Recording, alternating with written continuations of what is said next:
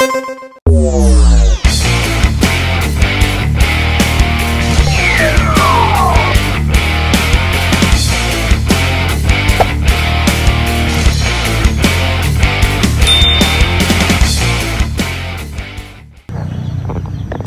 up guys? So ito na naman ako. So medyo holiday ngayon, kaya nakapag review tayo ulit sa motor natin. Okay guys, itong motor ko na ito guys is 1 year and 6 months na po ito. So sasabihin ko yung mga pros and cons. Kasi nung una, sabi ko ito yung mga experience ko sa 1 year and 6 months. So ito yung mga reason na hindi nyo bilhin si Gixxer SF250.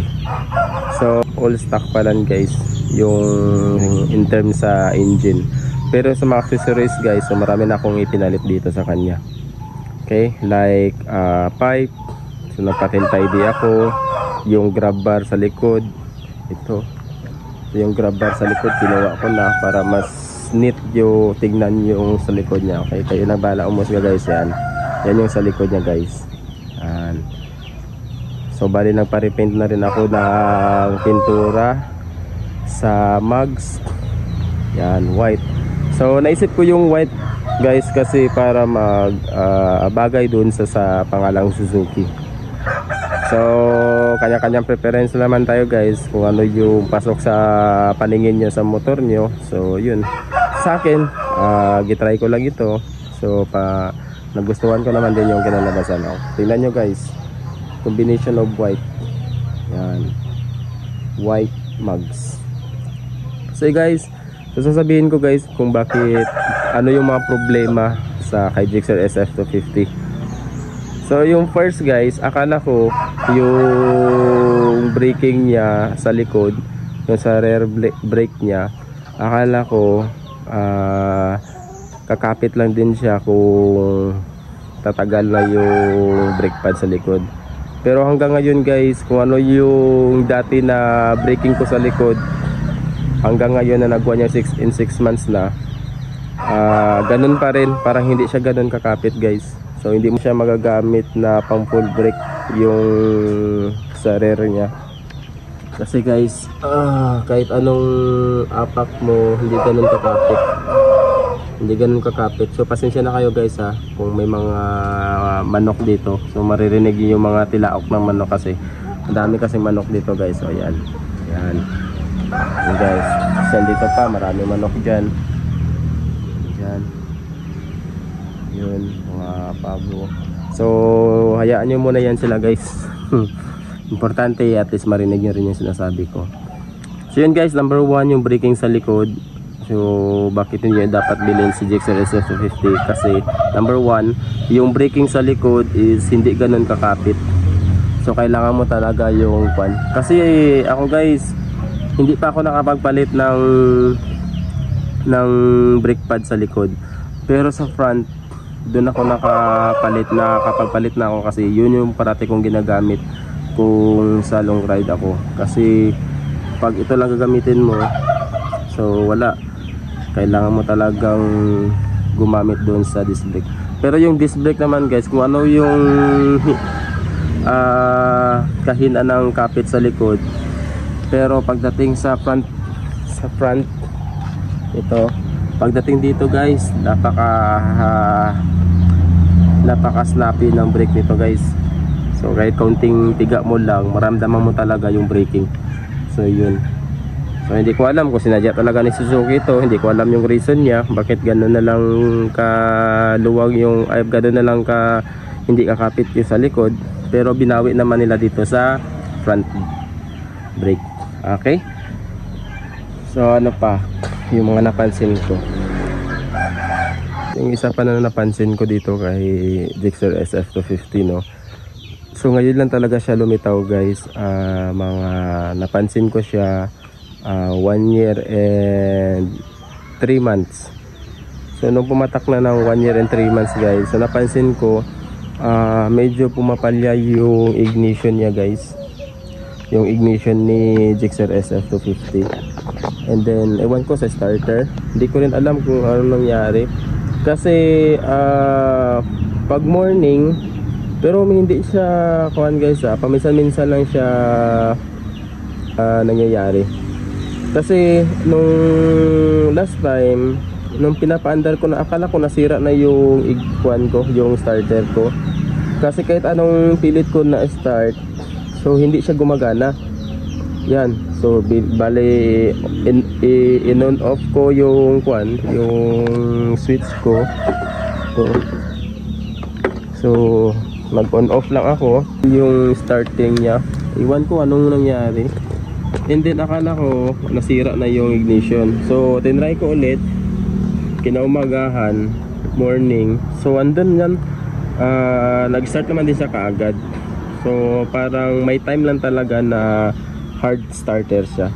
So kahit anong pindot ko dito, so hindi siya gumagana.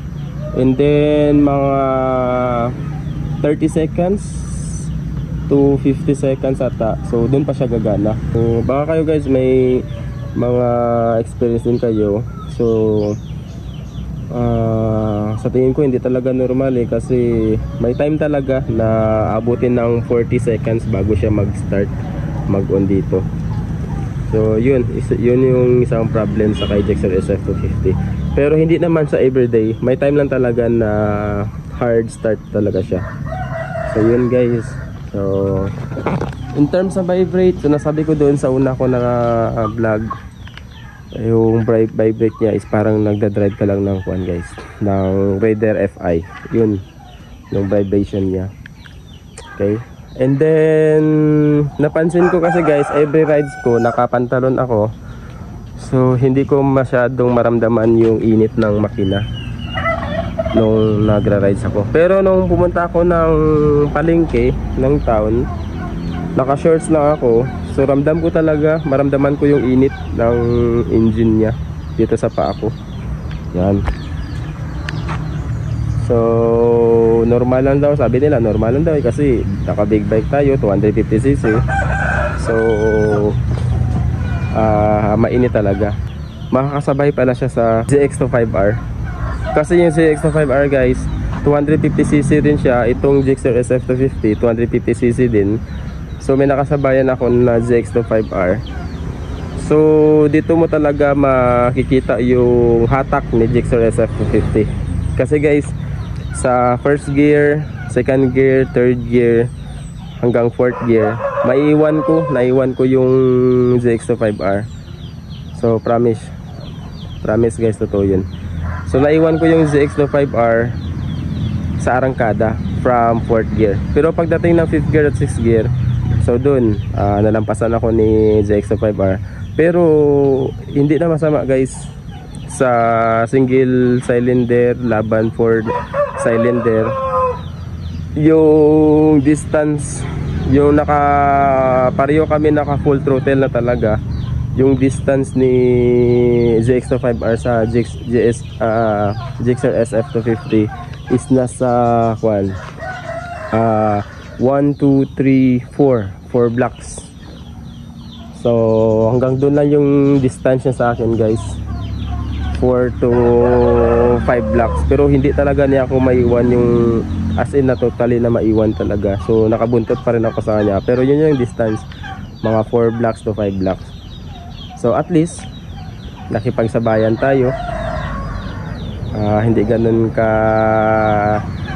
layo yung naiwan niya sa atin. Single cylinder laban for cylinder. So yun guys, maasahan mo talaga ito siya, si Gixxer SF250. So yun, kayo nang bala mag-isip guys kung dapat ba kayong bumili ng kung para sa inyo ba talaga yung Gixxer SF250. And then guys, napakagaan na pag nakaandar. So para ka lang nagmamaneho ng underbone. So yun, so guys, napakasayang gamitin guys. So makikita nyo dun sa mga previous ko na video. So visit nyo lang. Okay guys, so yun muna sa ngayon. So salamat sa mga followers ko. Pasensya na kayo kung ngayon lang ako nakapag-vlog ulit. So ilang buwan na din ako nawala sa YouTube kasi nga na-busy tayo. So sa mga still na sumusuporta sa akin, thank you. Thank you very much guys. So yun ulit guys, kung may mga question kayo, so feel free lang na mag-comment sa comment section para malaman ko and then masagot ko kung ano yung katanungan ninyo. So see you soon guys. See you. Bye.